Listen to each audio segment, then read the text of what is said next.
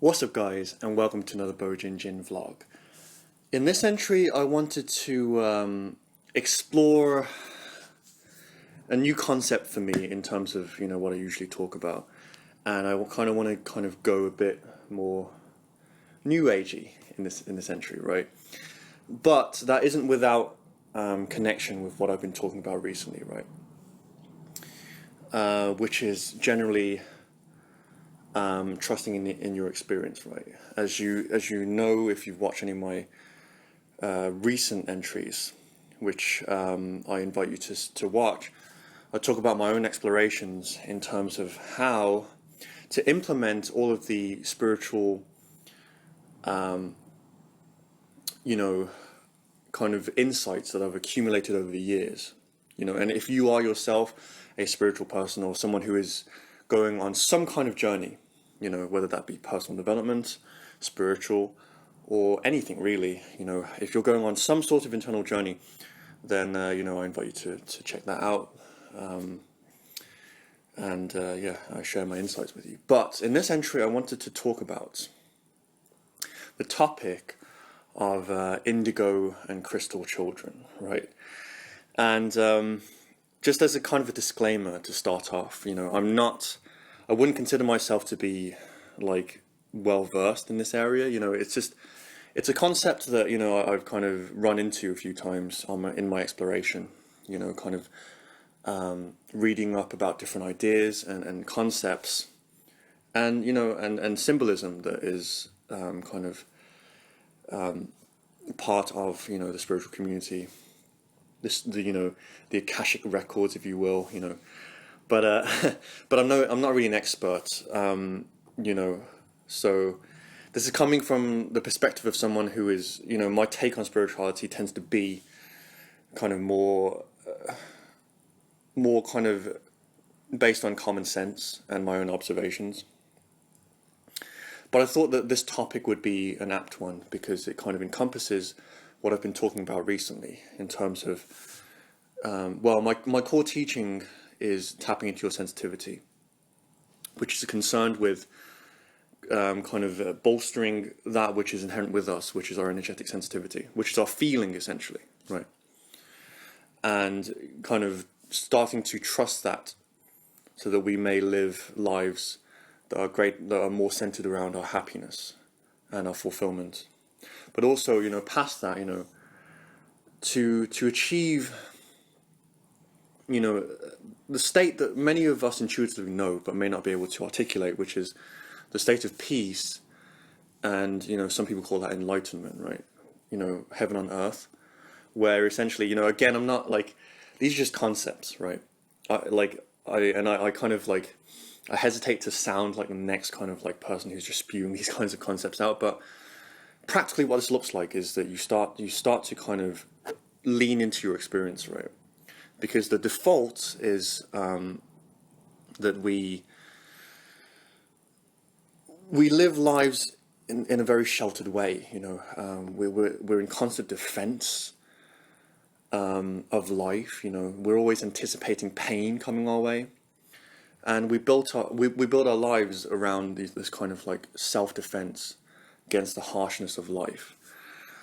But as many people know, intuitively, even if they can't articulate it, is that eventually you get to a point where you're like, okay, I've been living like this for so many years, and do I really need to live my whole life confined by my own self-protection, right? And that is ultimately my exploration. That's ultimately the message that I have to give to others, which is to it takes a bit of courage, but courage can also be a beautiful thing. It takes that kind of love, and it's strength and courage, but not in the sense of having to face adversity, to push yourself into the face of danger. It's not necessarily like that. It's more kind of this journey where you love yourself more and more, whatever it is that you find joyful, whatever it is that kind of inspires you with joy and love and connection and enthusiasm and empowerment. That is what you focus on, more and more, which is one component of tapping into your sensitivity. going in the direction of your joy. But also, you know, I've been talking about the other part, which is kind of also going in the direction of your pain and starting to experience that, right? But anyway, that's kind of an introduction of what I've been talking about recently. But in this entry, I wanted to talk about indigo and crystal children, right? So just, you know, off the bat, what are indigo and crystal children, right? What does that mean? For those of you who are unfamiliar, the indigo children and the crystal children, who are kind of a progression of the indigo children. The indigo children are described as the generation of human beings who basically come into this existence. And they're coming in to challenge the pre-existing paradigms and structures that we've built, so that we can then launch into the next step of the evolution of our consciousness, right? That is what the indigo children are. They incarnate here to do. And, you know, I myself am one of them.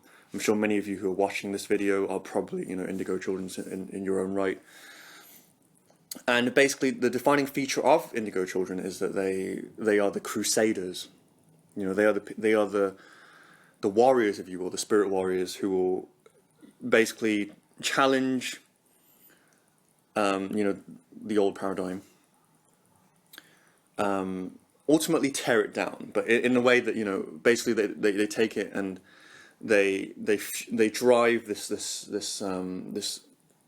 motion towards the evolution, you know, the evolution of humanity in terms of society, structures, beliefs, the way that, you know, perspectives.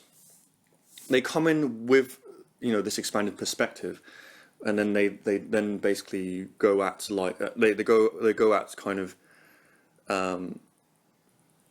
installing this, you know, kind of emanating this out into the world wherever they go, right? And so, you know, the defining feature of indigos is that they are fighters, right? They are the Crusaders. And then the crystal children are then the evolution. Well, the progression from the indigo children, the generations that will come forth from the indigo children and their legacy. And basically they will be the ones who will anchor the new vibration, if you will, the new paradigm. So basically, you know, whatever the indigos bring in, and install, such as like new beliefs, new ideologies, new paradigms, new structures, new processes. Whatever the indigos install, the crystal children will then kind of take that and you know, and anchor it, and also kind of progress from there, right? And then, you know, there's also like the rainbow children, but like I'm guessing that they are then the progression from the crystal children, right? So it sounds cool, right? You know, yay, I'm a spirit crusader, or yay, or like, you know, then there's going to be these crystal children who come, right, who will kind of then, you know, keep the evolution going, right?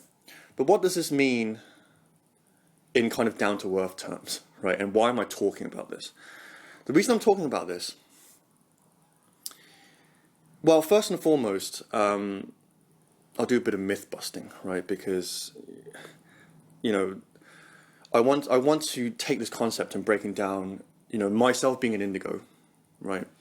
I want to take this concept and I want to repackage it in a way that is conducive to understanding and to practical application and understanding, right? Because, you know, the new agey kind of description of like the symbol, you know, the kind of idea of indigo and crystal, you know, it's very kind of, it sounds like horoscopes, basically. And it sounds kind of like, and myself, you know, being, I guess, an indigo, or being like someone who, you know, I like you know, I like fantasies and things like that. You know, I like these cute little things, but like when it comes to kind of like actually what will this do for me, I need a, you know, I need it to make sense. Like I need it to be applicable to like the world and existence, right? But So the reason I'm talking about indigo and crystal children is, so basically, first off, indigo and crystal, what they refer to is kind of an energetic tendency, you could say. The reason we use the word indigo is the same reason we would use the word like red or yellow, or like it basically points towards a specific frequency within the physical spectrum of light, right? And the indigo children basically possess a particular kind of aura about them that kind of gives them the traits that typically would be described for indigo children, right?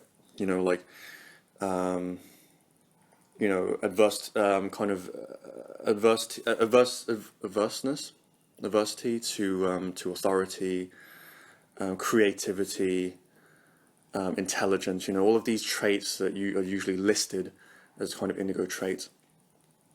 So the term indigo and the term crystal, coming from that, are actually terms that describe the, you could say, vibration, the kind of energetic tendency, the defining kind of hue within that person's auric field. Again, I'm using these words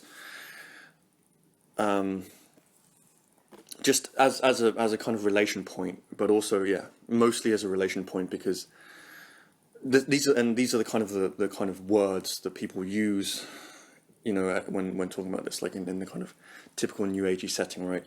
But so when I say indigo child and crystal child, like really they are kind of not correct per se. Like they are kind of counterproductive when we use those terms, because it implies that you have a dominant trait and that is your identity, right? And when we talk about the progression from indigo to crystal, that is the very thing that we are looking to dismantle, right? Because the true kind of quality of the progression from, you can say, regular society to like the indigo kind of the indigo kind of society that is being kind of realized, and then ultimately the crystal and rainbow societies, or whatever term you want to use from there. Really, it is looking at the kind of liberation of our consciousness from the shackles of human perspective, right? So what I've been talking about recently about trusting in your experience, tapping into your sensitivity, my central teaching, and broadening your perspective, right? That's another kind of important practice that I advocate, which is basically, you were born with a certain perspective, right? I was this way. Many people were this way, who were, particularly the people who were born, around my kind of generation, 88. That was the year I was born. And I'm sure that that the generations that are rising now, we haven't like even the way that it works is that the children that are being born now have a much more expanded consciousness than the children that were born several generations ago. That's just the way that evolution works, right? The new generations are supposed to come in with the expanded consciousness of the old generation. Otherwise, there would be no point for procreation. But and so we were born with like a very limited idea of who we are, right? I'm Boris. I like music. I like video games. Only recently did I discover that I liked talking about complex issues and things like that. But like before that, I was very simple-minded in terms of who I was. I'm this way. I have a culture. I'm Chinese. I have a culture that is this way. I'm male, so I'm expected to be this way. And what I discovered as I kind of explored and broadened my horizon in terms of like my perspectives and the way that I saw the world. I've done multiple entries about this, how you can explore different perspectives, right? You can think about what it would be like to someone who isn't you. For example, you could think about what it's like as someone who is female, if you are male, or male if you're female, right? You can think about someone who is rich if you're poor, or poor if you're rich, right? You can think about how it would be like to be non-human, like an animal, or an inanimate object, or a plant, you know, or a planet, right? You can explore all of these different perspectives and see how it relates to you, first and foremost, and also how it enriches your kind of perception of reality, right? And then ultimately, what we start to do when we start to, you know, do all of this stuff and go on our internal journeys, self-actualization, personal development, spirituality, is that we start to take the limiter off that which we once thought we were, which is a very limited kind of expression of who we potentially could be, because who knows what we could be. You know, we live in an infinite universe in terms of like potential and possibility, right? So basically what we do is we explore, and that kind of preconceived notion of who we were starts to break apart, right? And from there we start to then explore, you know, other facets of who we are, right?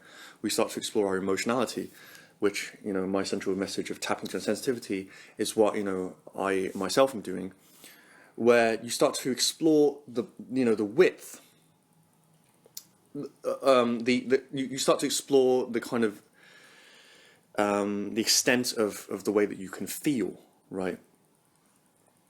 So basically, you know, we start to explore, you know, we go in the direction of our joy, and we start to resonate more and more with the vibration of joy. We start to go into our hate and anger and despair.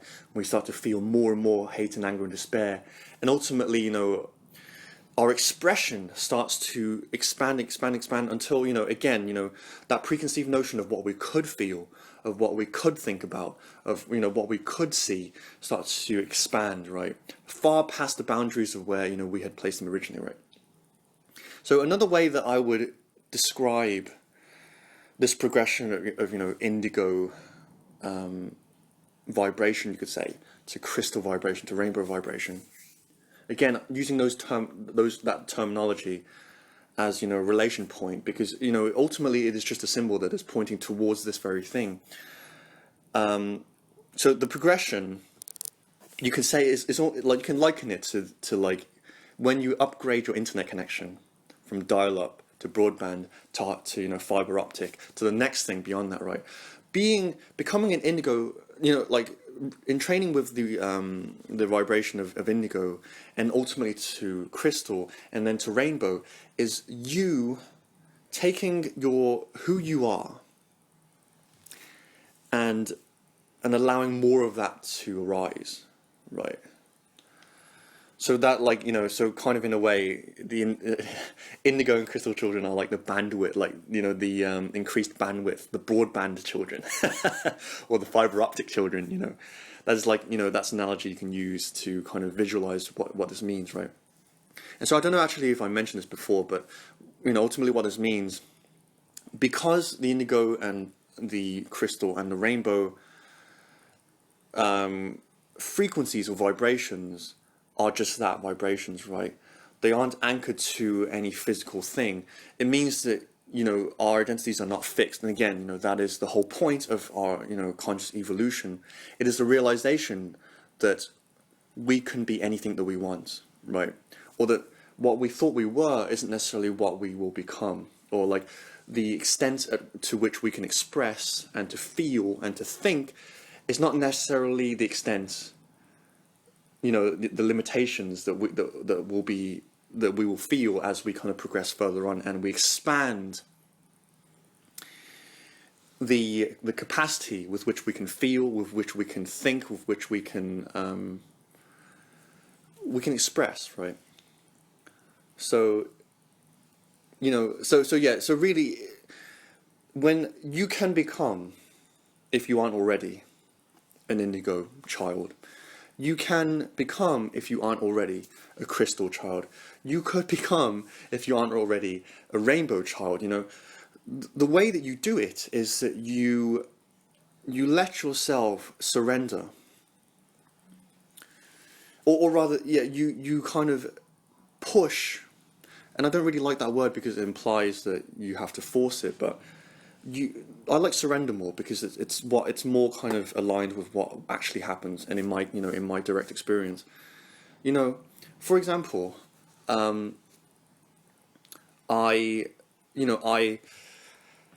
recently I've been tapping into my negativity, right? For me, my New Year's resolution for 2016 is to not give a fuck, right? You know, I was starting to really not give a fuck by the end of 2015, but 2016 I am not giving a fuck, right?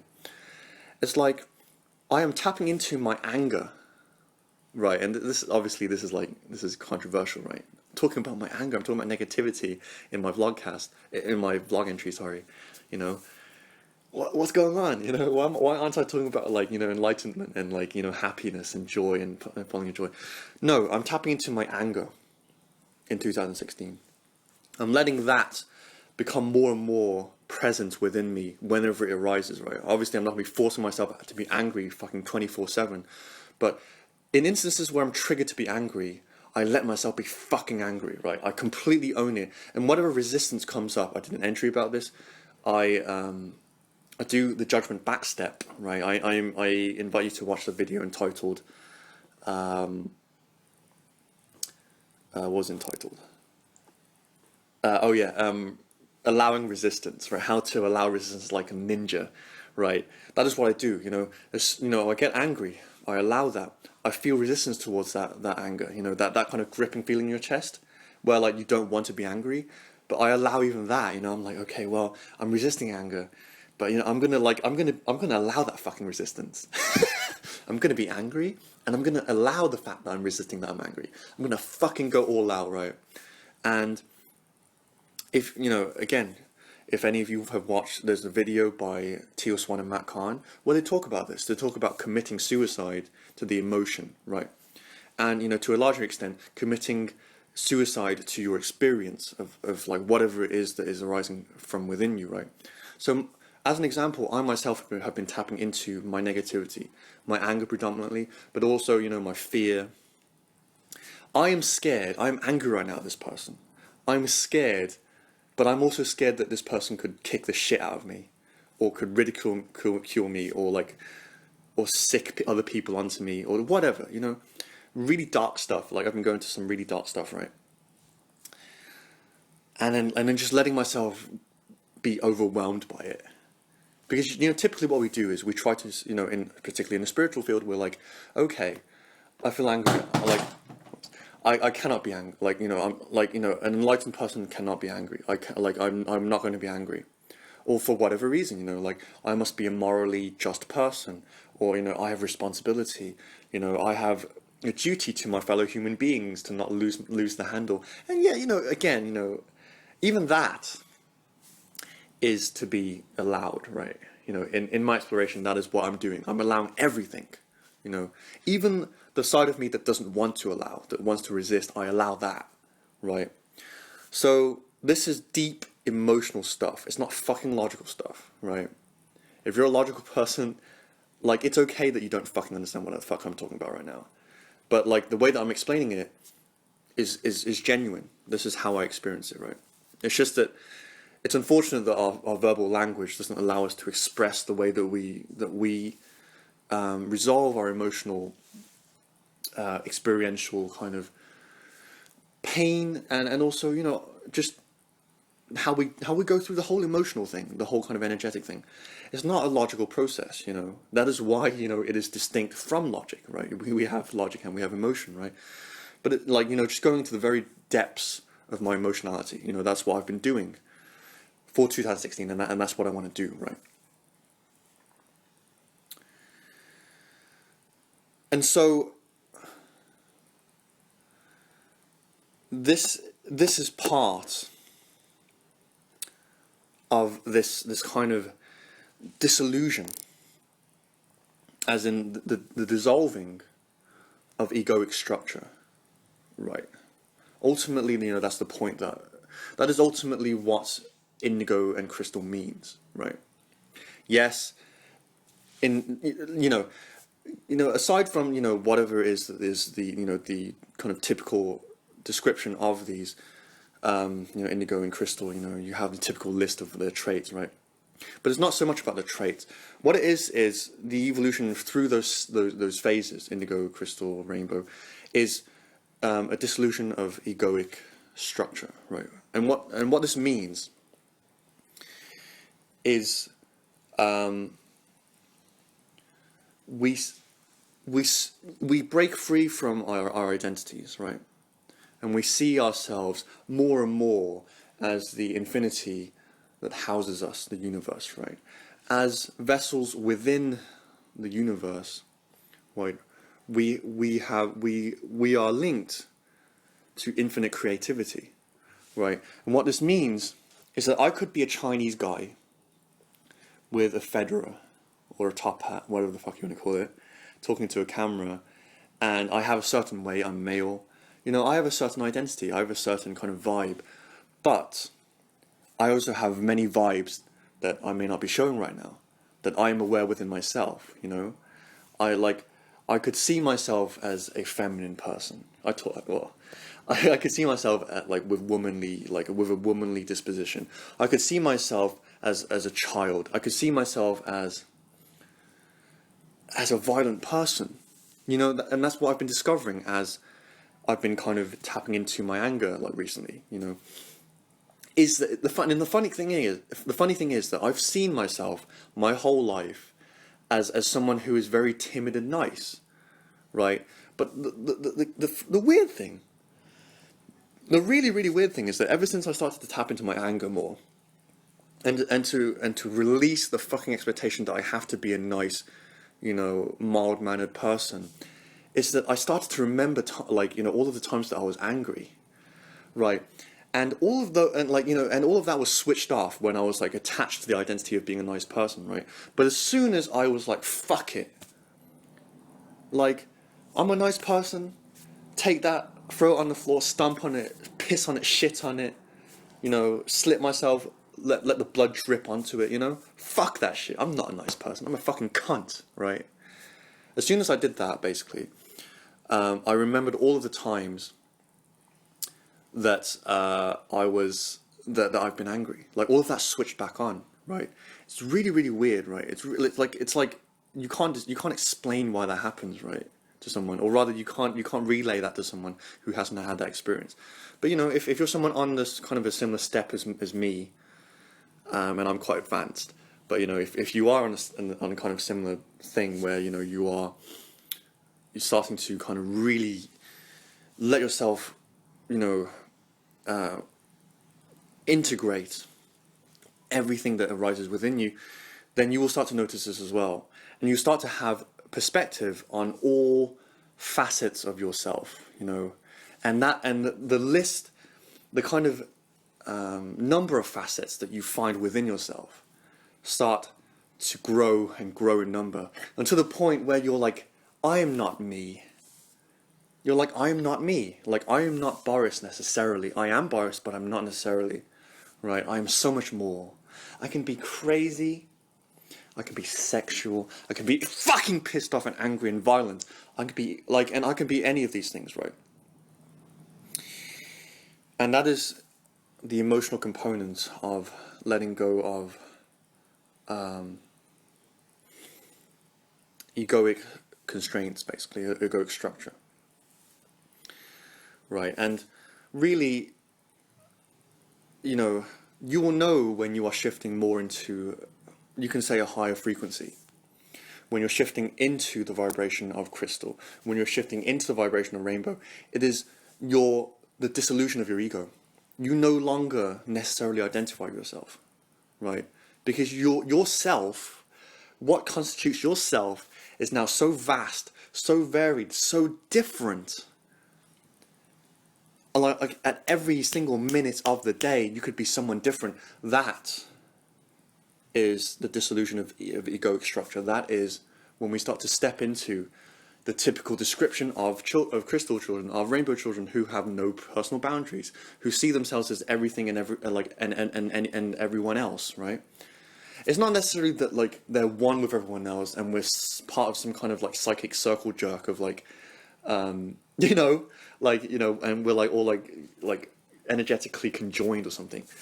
Like, I don't like that imagery because it's like fucking it, like, you know, rather it is because you and yourself have lifted so many kind of dampers that you see yourself in such a varied, you know, expansive light that you could be anyone. You could be fucking anyone. You could see yourself in any way. Your identity is no longer chained to any one thing. Like, your sense of self is so liquid, so fluid, that you can relate to every single thing and every single one person in the same way. And that is where, you know, because ego is about separation. Ego is about self-protection. Ego is about individuation, right? And, you know, self-judgment. You know, I'm not exactly someone who is free from like egoic control. You know, I am in many ways individuated. You know, I like my individuality, but I'm just describing, you know, the idea that once you start to kind of ramp up in these placeholders of indigo, crystal to rainbow, that is when you start to your sense of self becomes so diffuse that it doesn't fucking matter anymore. Like, you know, you can relate to anyone. You can connect with anything, right? You no longer feel that like fucking like I have to protect my self-image. Like, no, I don't like that because it's not me, right? I cannot connect with that because it doesn't resonate with me. It's not who I am as a person. It doesn't like it's not congruent with my identity, right? That will all disappear, right? But yeah, ultimately that's what's going to happen. And you know, many people who might watch this who have no idea what the fuck I'm talking about will be like, is this guy fucking insane? People who know me in a personal capacity who watch this will be like, is he like that's it, Boris has gone fucking crazy. It's 2016, he's finally like lost it, right? Yeah. Right? But the irony is that to know true sanity, you must first delve into madness, right? Because the true madness, the true insanity of the world is people who are so afraid of insanity that they will never know true sanity. That is true insanity, right? Insanity, and insanity is something that is there in the world, right? And, respect to anyone. It's getting really dark. I'm going to end it soon. Respect to anyone who is courageous enough to step into that, because they realize that it is fine. You know, this is part of the progression that we must undertake, right? Because we've been living this way for fucking a couple thousand years, thinking that like, okay, the big egoic structure of society, this like, and again, I'm not saying that society is bad, right? We've got some pretty cool shit, I got a PS4, I bought one like a month ago, fucking like, it's awesome, Like, I'm surrounded by amazing technology, by like a roof over my head with like all basic amenities, facilitate, that's fucking awesome. There's a lot of good stuff that came with society. Being an indigo doesn't mean like fucking tearing down everything because you're a fucking cunt.